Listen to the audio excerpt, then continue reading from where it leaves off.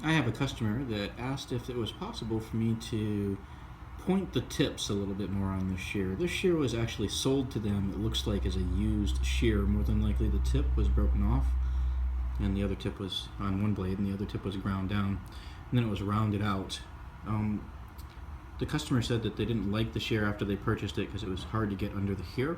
So what I'm going to do is I'm going to remove some metal from the spine area, and then that'll thin that tip out just a little bit. I'm going to do that on both blades, and I'll redress the front surface, and then we'll deal with some other issues on the shear as well.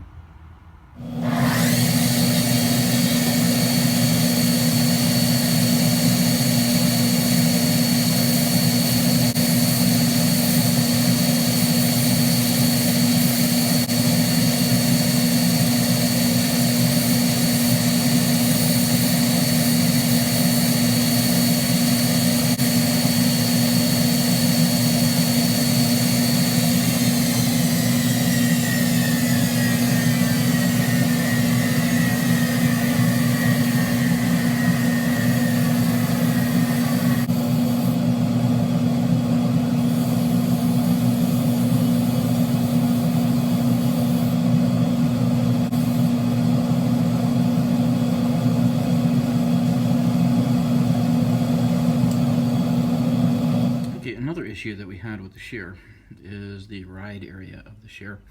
This is the area above the screw hole that goes to the back of the ride. You can actually see that the shear has been sharpened down into quite a bit. And on this particular blade, there's really not a lot of the inside line, the hone line, in the early entry of the shear. The other blade is actually in a little bit better shape. The hone line is there a little bit more. But what we're going to do is we're going to actually do some adjusting on the inside of the shear to solve the inside line problem, and then we'll decide whether or not we're actually going to reconvex the front surface of the shear. This should actually be a fully convexed surface scissor, but you know, sometimes when you run into something that's been beat up quite this much, reconvexing it doesn't always make as much sense. You can see how I've actually thinned those tips out now so that they'll be able to get under the here. I may actually bump that tip back just a smidgen, about a 1/16 of an inch possibly, just to knock that back so it's not quite so pointy. But you can see there's no blade overlap or anything like that. See if we can get that zoomed in a little bit better. You can see there's no blade overlap from tip to tip.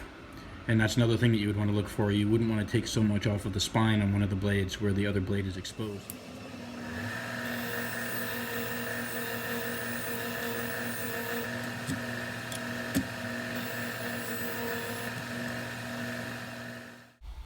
Here you can see the chamfering that I did on the inside of the shear. You can see I also established a new ride line from the ride area to the tip. Here you can see the finished product. The tips have been thinned. I decided not to reconvex the shear, but they cut fine. It's about a 45-degree angle. I think the customer will be happy.